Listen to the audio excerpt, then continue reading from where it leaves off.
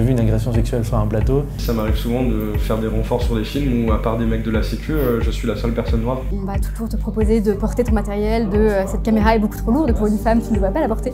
Que vous soyez simplement spectateur ou que vous essayez de vous lancer dans le monde du cinéma et de l'audiovisuel, vous vous en êtes forcément rendu compte, l'industrie a un gros problème d'inclusivité. Prenons l'année 2019 par exemple. En Europe, 20% des films à peine étaient réalisés par des femmes. Quand on regarde dans le détail, on se rend compte que les personnages racisés ont 3 fois plus de chances d'interpréter un personnage de délinquant ou de meurtrier. Mais on a rencontré une asso qui agit concrètement pour faire bouger les lignes.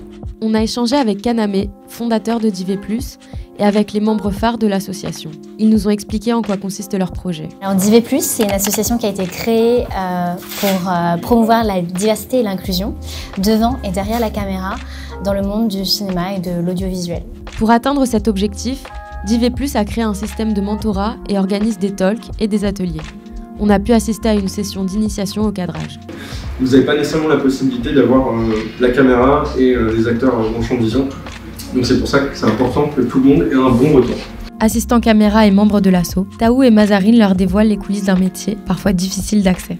Moi, ça m'a pris pratiquement 10 ans du moment où je suis sorti de la fac pour en vivre normalement et pas avoir de galère pour payer mon loyer. Enfin, moi, je sais qu'il y a 10 ans, j'aurais adoré avoir ce genre de structure. Il n'y a rien de plus terrifiant quand vous êtes jeune et que vous arrivez sur un plateau, que vous êtes la seule femme, la seule personne noire.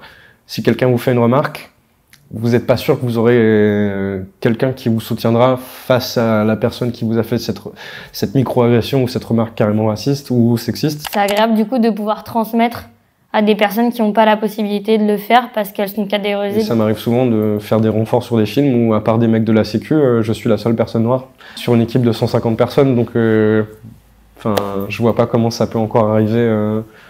Et c'est pas une faute de pas les trouver, parce que des personnes qui sont intéressées même pas qu'en images, qui sont intéressées par le monde du cinéma, il y en a, et c'est juste qu'il faut chercher un peu plus.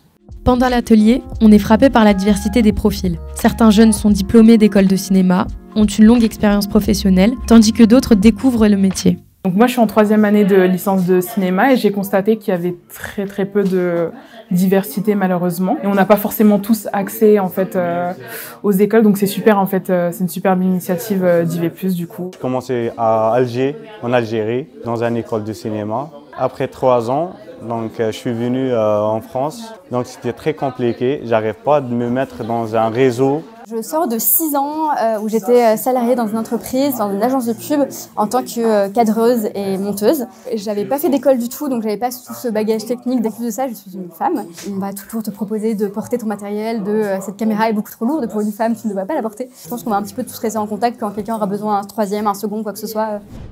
En plus des ateliers, Divé+ organise des apéros, des moments de rencontre entre professionnels et novices.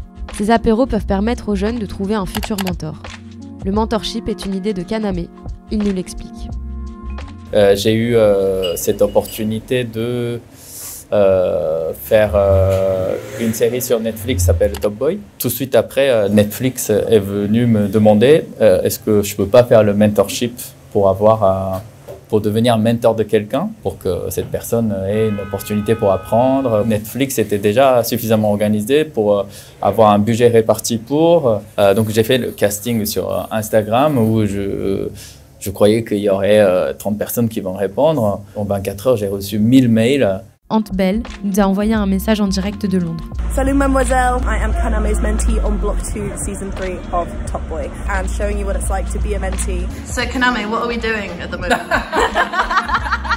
So I'm currently in the camera truck. This is where the camera department and grips department keep all of their equipment. Une expérience qui rappelle à Paloma, membre de Divé+, et chef opératrice, sa propre expérience dans le milieu du cinéma. J'étais pas en école, donc les stages c'était avec convention, donc j'étais un peu bloquée par ça. Typiquement, c'est en rencontrant des personnes comme Kaname qui m'ont donné des bons conseils, qui m'ont soutenu, proposé de venir moi j'étais venue sur un clip que Kaname tournait. Divé+, du coup, c'est vrai que ça a commencé avec le mentorship. C'était un peu l'action principale qu'on a essayé de mettre en place très vite. Après le mentorship, on a commencé les Divé Talks, des discussions, interventions sur des thématiques à chaque fois nouvelles.